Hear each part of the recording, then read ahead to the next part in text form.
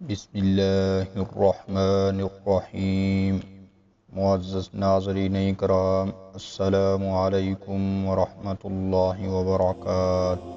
ان کا لقب تاجر الرحمن تھا۔ آپ عشرہ مبشرہ میں بھی شامل ہیں۔ حضور اقدس صلی اللہ علیہ وسلم کی ولادت مبارکہ سے 10 سال بعد خاندان قریش میں پیدا ہوئے۔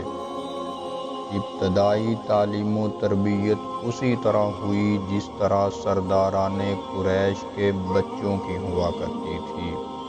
آپ رضی اللہ تعالی عنہ کے اسلام لانے کا سبب یہ ہوا کہ یمن کے ایک بوڑھے عیسائی راہب نے آپ کو نبی آخر الزمان صلی اللہ علیہ وسلم کے ظہور کی خبر دی اور یہ بتایا کہ وہ مکہ مکرمہ میں پیدا ہوں گے اور مدینہ منورہ کو ہجرت کریں گے۔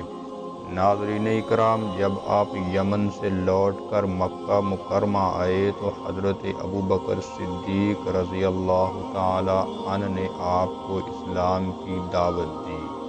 چنانچہ آپ نے بارگاہ رسالت میں حاضر ہو کر اسلام قبول کر لیا، جبکہ آپ سے پہلے چند ہی صحابہ ابھی تک آغوش اسلام ہوئے تھے اور مسلمانوں کی تعداد بہت کم تھی۔ اسی لیے آپ کے مسلمان ہوتے ہی آپ کے گھر والوں نے آپ پر ظلم و ستم کے پہاڑ توڑنا شروع کر دیے اور آپ ہجرت کر کے حبشہ چلے گئے اور پھر حبشہ سے مکہ مکرمہ واپس آئے اور اپنا سارا مال و اسباب چھوڑ کر بالکل خالی ہاتھ ہجرت کر کے مدینہ منورہ چلے گئے۔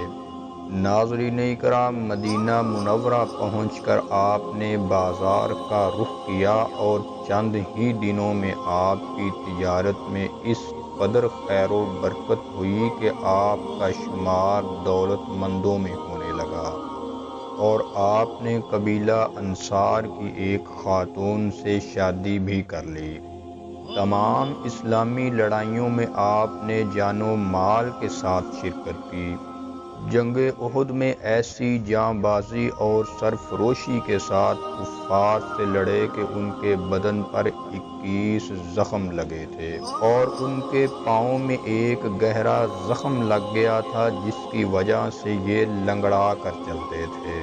ناظرین اکرام، آپ کی سخاوت کا یہ عالم تھا کہ ایک مرتبہ آپ کا تجارتی قافلہ جو کہ 700 اونٹوں پر مشتمل تھا، آپ نے اپنا یہ پورا قافلہ اونٹوں اور اس پر لدے ہوئے سامان سمیت خدا عز و جل کی راہ میں خیرات کر دیا۔ ایک مرتبہ حضور اکرم صلی اللہ علیہ وسلم نے اپنے صحابہ کو صدقہ دینے کی ترغیب دی تو آپ رضی اللہ تعالی عنہ نے 4000 درہم پیش کر دیے۔ دوسری مرتبہ 40,000 درہم پیش کر دیے اور تیسری مرتبہ 500 گھوڑے اور 500 اونٹ پیش کر دیے۔ معزز ناظرین، حضور اکرم صلی اللہ علیہ وسلم کے اس پیارے صحابی سیدنا عبد الرحمن بن عوف رضی اللہ تعالی عنہ کے انتقال کے بعد ان کی 4 بیویوں میں ہر ایک کے حصہ میں 8واں حصہ 340 کلو سونا بنا تھا اور یہ آج کی قیمت کے مطابق ہر ایک بیوی کو 6 ارب 29 کروڑ 34 لاکھ روپے وراثت میں ملے تھے اور یہ ابھی صرف ان کی دولت کا 8واں حصہ تھا۔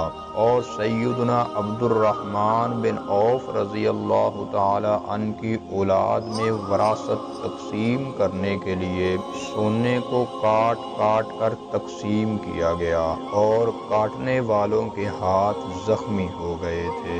معزز ناظرین، حضرت عبد الرحمن بن عوف اللہ کی راہ میں بہت زیادہ خرچ کرنے والے تھے۔ کہا جاتا ہے کہ انہوں نے ایک دن میں 31 غلام آزاد کیے اور حضور اکرم صلی اللہ علیہ وسلم کے فرمان پر 4000 دینار خرچ کیے، پھر 40,000 دینار خرچ کیے اور پھر 500 گھوڑے اللہ کی راہ میں خرچ کیے۔ اس کے علاوہ امہات المؤمنین کے لیے ایک باغ وقف کیا جو 4 لاکھ دینار میں فروخت ہوا، اور اصحاب بدر میں سے جو ابھی زندہ ہیں ہر ایک کے لیے 4000 دینار کی وصیت فرمائی، اور اس وقت 100 اصحاب بدر زندہ تھے جن میں سے ہر ایک کو 4000 دینار دیا گیا، جو کہ آج کے مارکیٹ ریٹ کے مطابق 31 کروڑ 46 لاکھ 70 ہزار روپے بنتے ہیں، اور 100 اصحاب بدر میں سے ہر ایک کو اتنی ہی رقم دی گئی۔ ناظرین کرام، یہی وہ عملی محبت کی تصویر ہے جس کے متعلق ارشاد باری تعالی ہے کہ اللہ ان سے راضی ہو گیا اور وہ اللہ سے راضی ہو گئے۔ اسی لیے کہا جاتا ہے کہ تم سارا جہان چھان مارو لیکن میرے نبی کے جانثاروں جیسا ایک بھی نہ ڈھونڈ پاؤ گے۔ تو ناظرین کرام، یہ تھی آج کی ویڈیو، اور اگر آپ یہ جاننا چاہتے ہیں کہ کبھی کبھی سب کچھ جاننے کے باوجود بھی چپ رہنے میں کیا حکمت ہوتی ہے تو اوپر آئی کے بٹن پر کلک کر کے دیکھ سکتے ہیں۔ السلام علیکم ورحمۃ اللہ وبرکاتہ۔